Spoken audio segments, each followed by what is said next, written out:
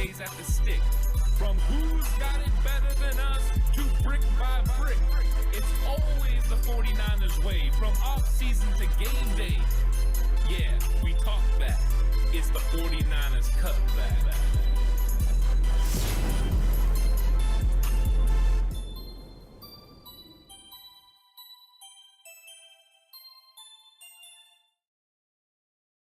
It's 49ers Cutback Podcast time. Welcome to the show.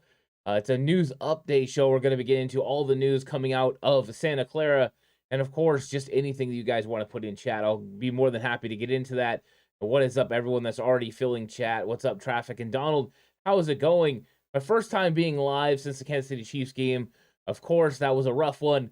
Looking to turn the page to the Rams, but there are some residual effects coming from that game, of course. But I'm excited to get into all of it and have a fun conversation. But if you're joining right now and you have the opportunity, go ahead and give the video a like. Subscribe to the channel if you haven't already. And join chat. Let's have a good one. Let's have a good conversation. And 49ers Faithful Forever said, what's up, Ant? You think Deebo misses this game? No, I don't. I don't think Deebo's going to miss the game. And that was one of the things that came out today was about Deebo Samuel. He made it through the entire game, which I think is a good news for the San Francisco 49ers. The fact that he didn't come out, because we've seen Deebo over the years suffer from hamstring and groin issues and have to remove himself from the game. He doesn't normally play through it, which makes me optimistic that he can get through a game against the Rams and then have the time to rest during the bye week. The bye week's coming at a really good time for Deebo Samuel. But when they're talking about the hamstring issue, Kyle Shanahan said he's making progress. So the fact that he's already having progress and going the right direction means it was probably some tightness with the hamstring. They're working on getting more flexibility, working on getting it loose, and making sure that Deebo Samuel is going to be ready to go on Sunday, because this is such a huge and important game. And what's up, Roy? How's it going? Traffic says Deebo thrives against the Rams, and besides, he just wants to play as much as possible.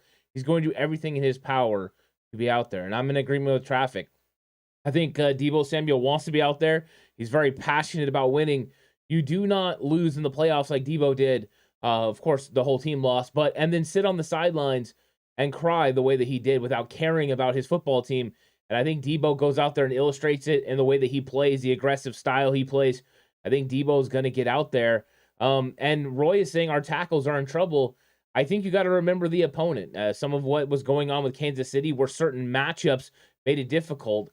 I'm not going to get too much into the Kansas City game, but just to talk about it a little bit, when they started having success against Mike McGlinchey is when they put Chris Jones on him. That was where they were successful. And Frank Clark eventually had success against Trent Williams, but let's remember, those were in third and long situations created by penalties and created by negative plays. Whenever you have that, it's going to be difficult for any offensive tackle to be successful in this league. Do you want them to win on every rep? Yes. Are they? No. So let's remember that circumstance does dictate how your offensive line plays, and we've been saying it on this channel for a long time. The 49ers get a run game going and establish the play-action game. It will ease things up on the outside for them, and chat is lighting up right now, and I want to make sure I get to all of this. So 49ers Faithful Forever said, excited to see CMC worked in the game plan more this week. Yeah, I was actually surprised he played 22 snaps against the Kansas City Chiefs. And I thought they used him in a variety of ways. And I think we got a small taste of what Christian McCaffrey is going to be in this offense. And, you saw a guy like George Kittle have a huge game. And a lot of reason is if you're focused on Deebo and you're focused on Christian McCaffrey as a extra help safety linebacker, then that means George Kittle is going to get those matchups that you're looking for, and he's going to be able to make plays. And then if you have to turn your attention to Kittle, it means you're taking attention away from one of those two guys where they can make plays. It's nice that Kyle Shanahan has all the weapons, but now he's got to continue to scheme, and it's going to slowly expand the role of Christian McCaffrey, and the looks are going to get more and more exotic as he gets more comfortable, and the team gets more comfortable having him out there. It will be a little bit interesting this week without Kyle Juszczyk. Juszczyk, of course, is going to be out with the pinky. It was broken. He had surgery, and now he's not going to be back till after the bye, but the 49ers have the weapons to be able to account for that. It could be as simple as Ross Dwell in the backfield, or it could be some two tailback looks, some more single back looks with extra wide receivers on the field. I think they could go either way. Paul says, just an early thought on Jimmy Garoppolo's strength and weaknesses. I believe he operates very well while throwing through the Shanahan-created windows. Quick release is easy when you know exactly where you're going. I'm with you exactly, Paul. I mean, when he's working within the offense and he can drop back and the timing is there and he can deliver the football, he operates at a high level. And I think most NFL quarterbacks do. It's when you start getting off schedule or someone's not open when they're supposed to be that Jimmy Garoppolo can sometimes struggle. He threw a really bad interception in the red zone. Everyone remembers. But he had one-on-one there. I mean, are the routes too close together because the goal line? Yeah.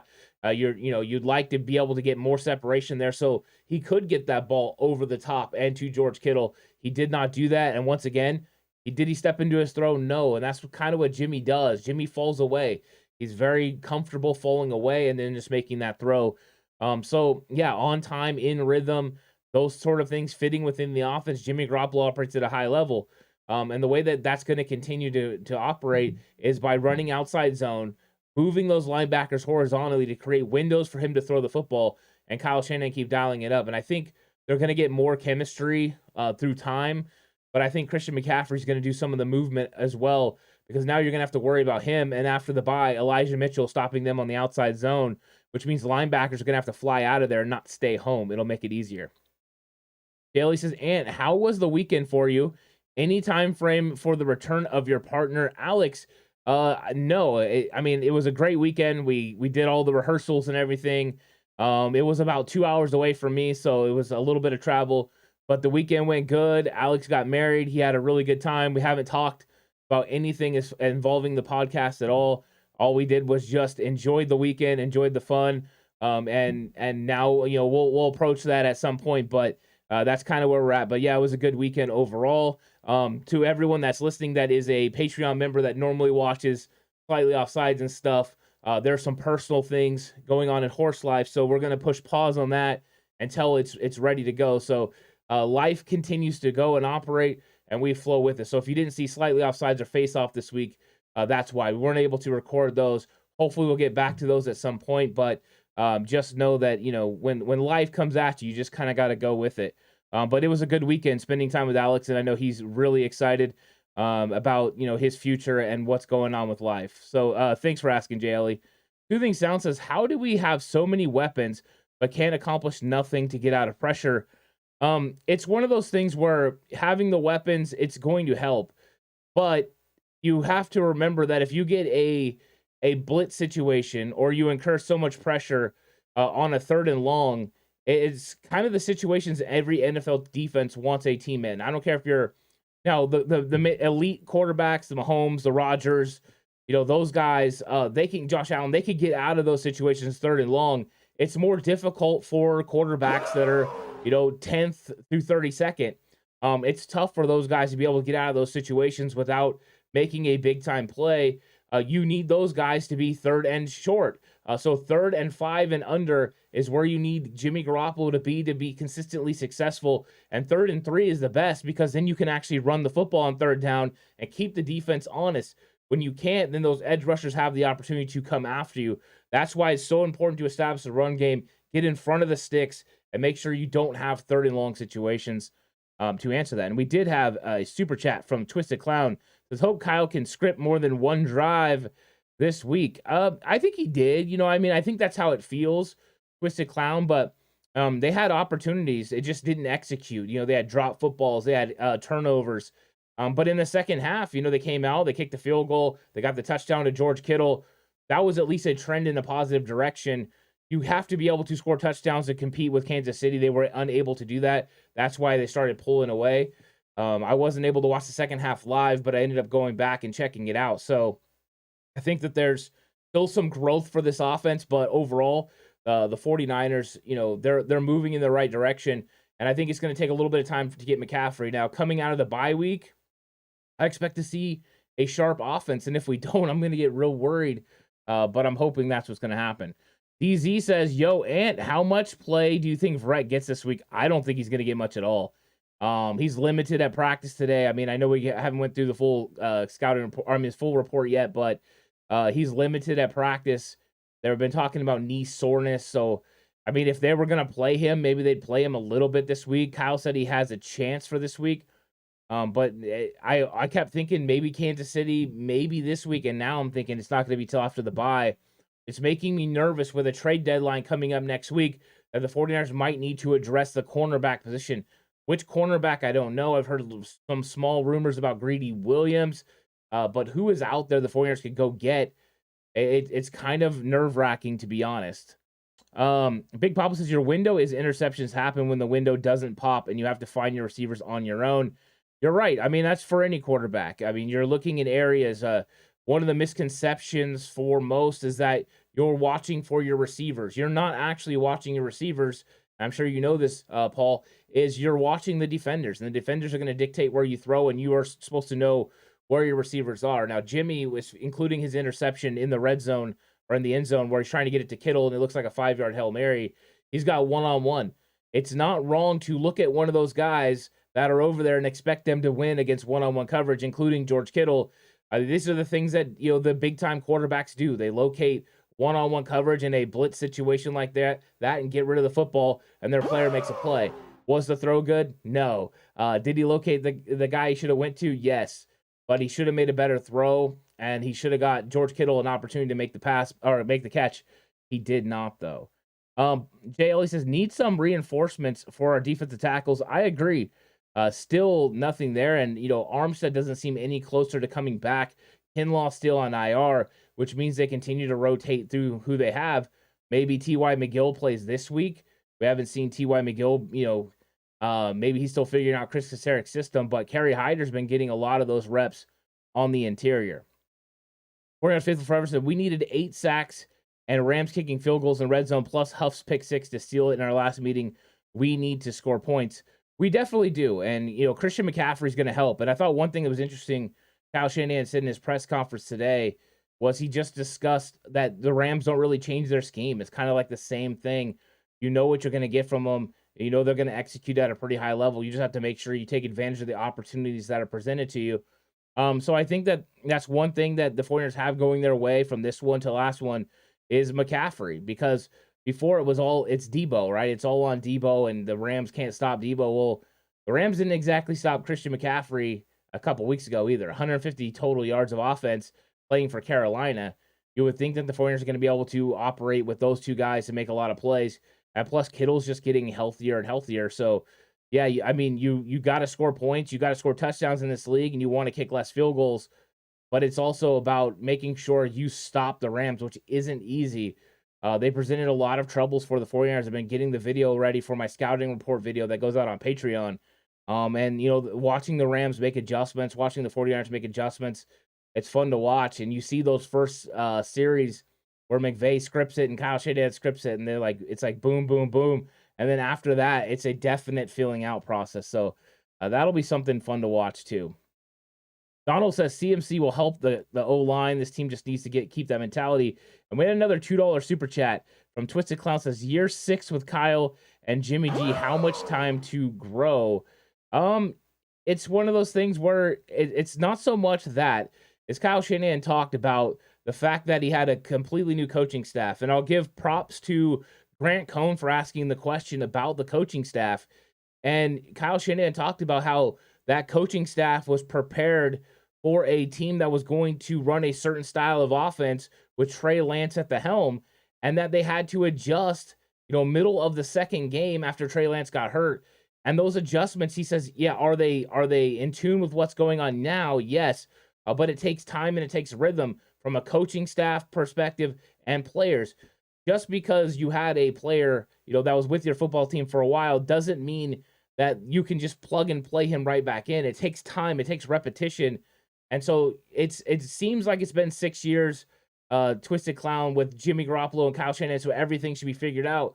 But you're seeing them because they had been adjusting away from the complete outside zone because they didn't have Raheem Mostert. But now they got Christian McCaffrey to go back to it because that's what they need to do to be successful with Jimmy Garoppolo at quarterback. So I think that you're seeing that change. And yes, the time is going to run out for them to be able to get that chemistry back, but your time is not ran out yet.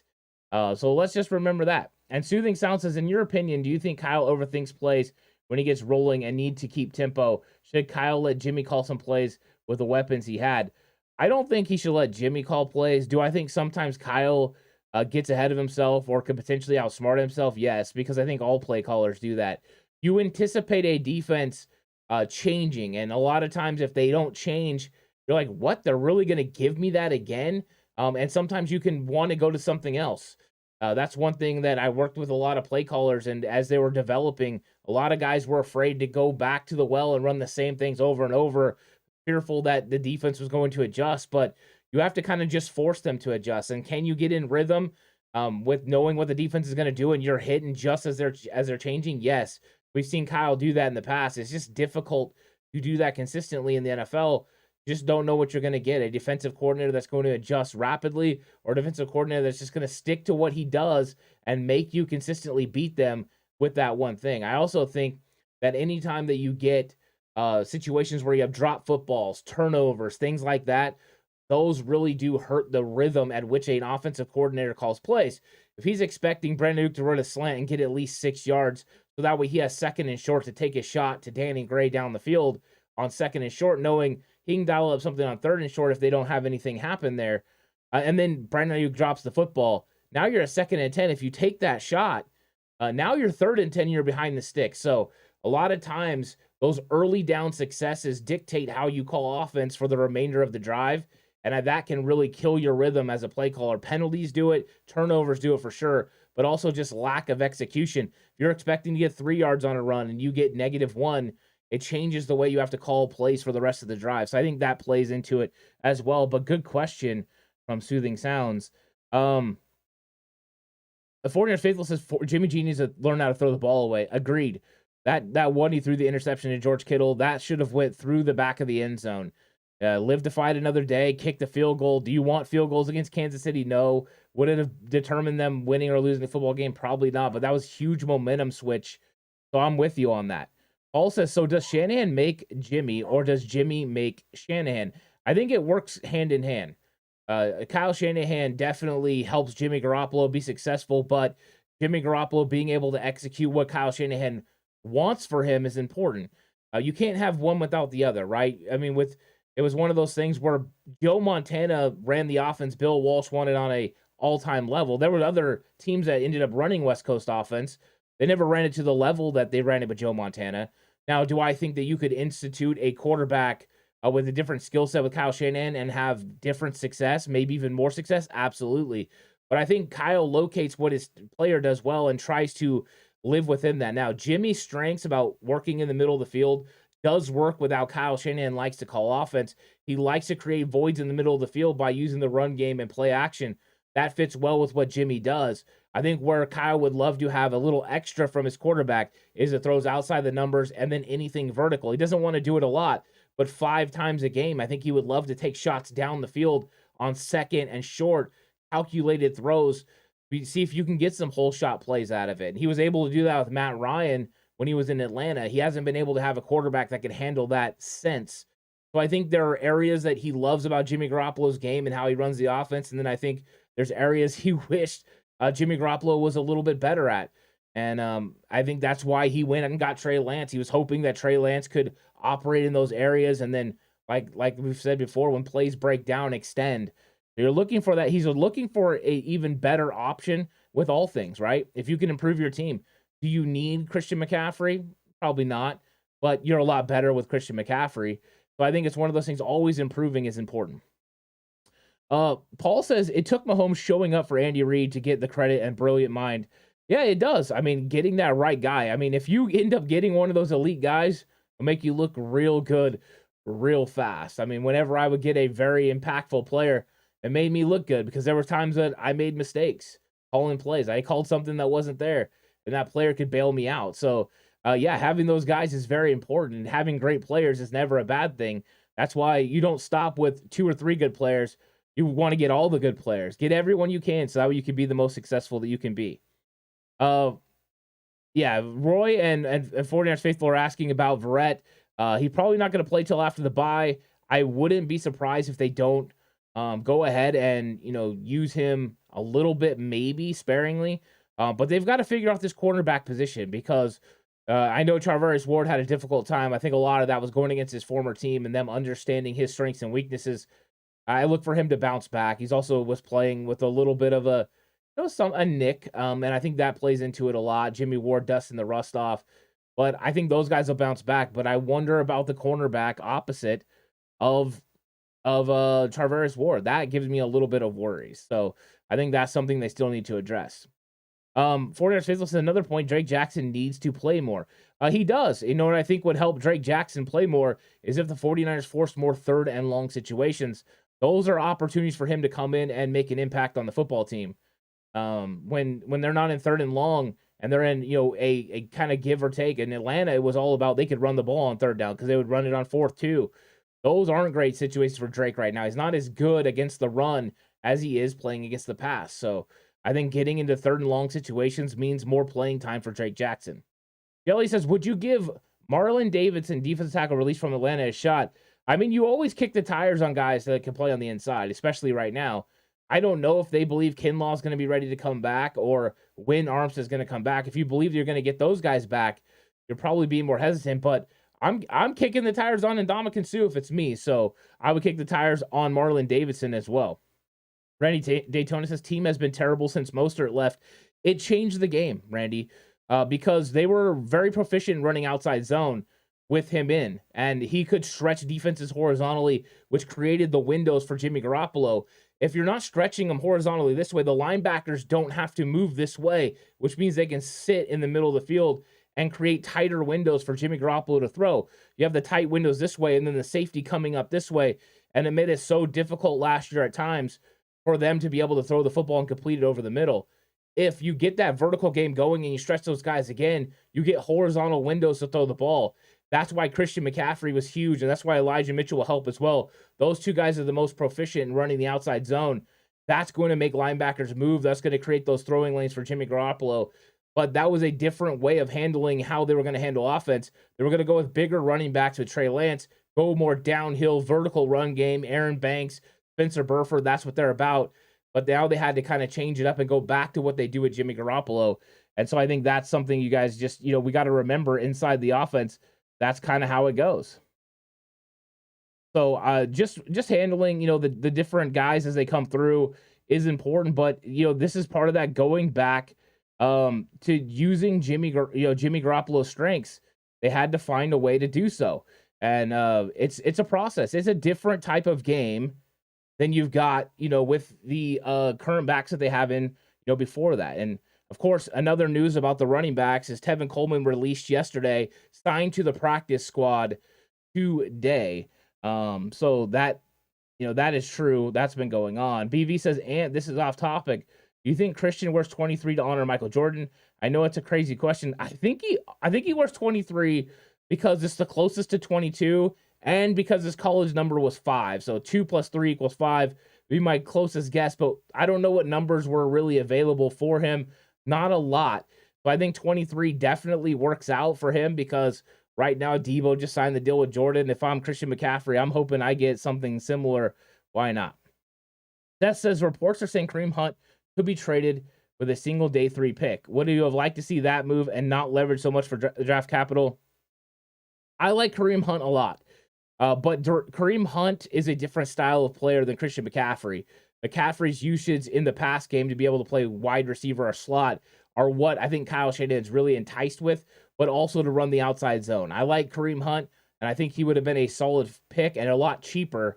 But I think you're going to get more out of Christian McCaffrey on the field. Now, is it going to cost you more? Yes. But you got to take some of those big risks to get big rewards. You don't make a coach, like they've been doing with McVay, say OS without getting a McCaffrey. So I think that's a solid point, but I'm okay with it now. I think it hurt me at first. I was like, wow, that's a lot to give up for McCaffrey. But just seeing a little bit of what they did and how he's going to be able to influence the game, I think is really exciting to see. Randy says, Mostert used to start every game with a 61-yard TD within injuries. Translation, we bad team. He did. There in 2020, he was pretty much explosive. They were running toss plays, and he was able to get to the sideline. He had, that angle breaking speed. Not ankle, but angle. He could break angles. It was fantastic. So there's not very many guys like him. McCaffrey's not that fast, but he's fast enough to do what you need him to do. Daly says, are you afraid the Eagles defense with their new addition? I mean, it was a nice addition. Another edge rusher. with the Eagles, I mean, they're solid. They have a really good football team. They put together something. What I think the biggest question marks are going to be around the Eagles is when they get to the playoffs. If Jalen Hurts can play at a high enough level to win, just questions with the quarterback. But they're putting together a nice roster. Is it going to be easy? No. But when you get into the playoffs, you have to be able to run the football and all that. And they have the offensive line for it. So I think it does make it harder to beat the Eagles. But, I mean, yeah, they're going all in. But that was definitely a good move by them.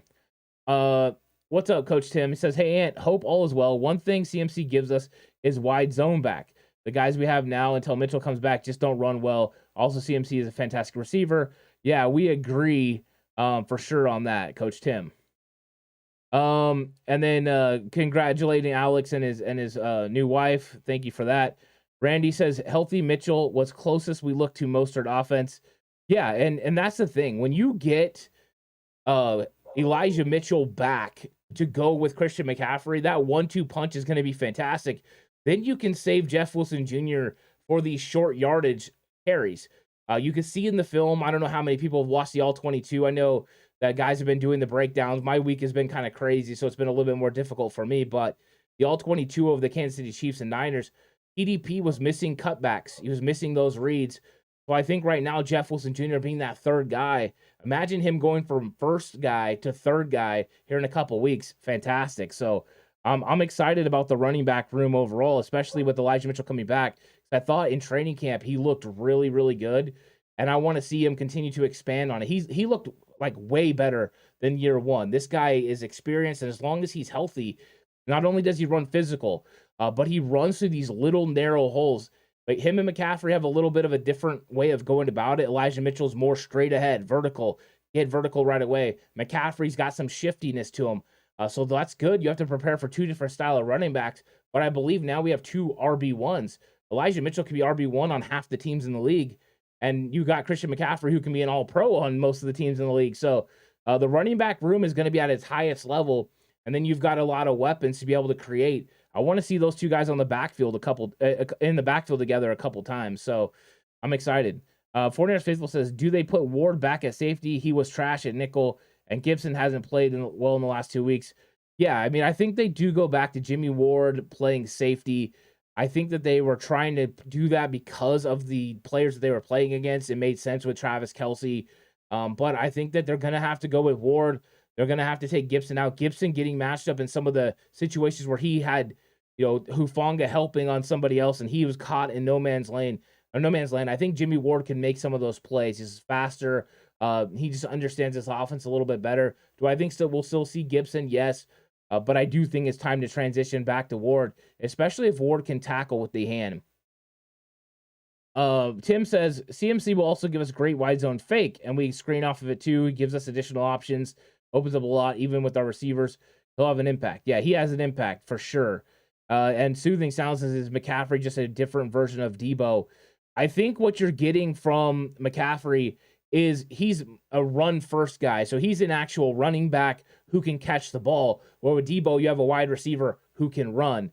I think there's a little bit of a difference there. So their primary skills lend to the other. So they're the opposites of each other. They're like the yin and yang together. They make for a very interesting usage for Kyle Shanahan.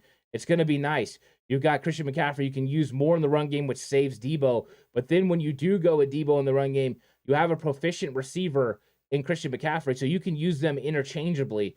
And that's what he wants to do, positionless players, those two guys, George Kittle.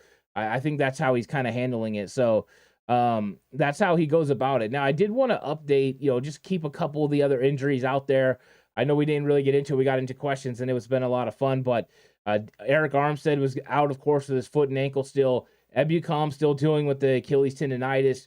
Trey Greenlaw's dealing with a calf. Jawan Jennings has a hamstring injury, which I wasn't aware of. Fullback Kyle Juszczyk's going to be out. And then Trent Williams got a vet day. So those were the other notable injuries.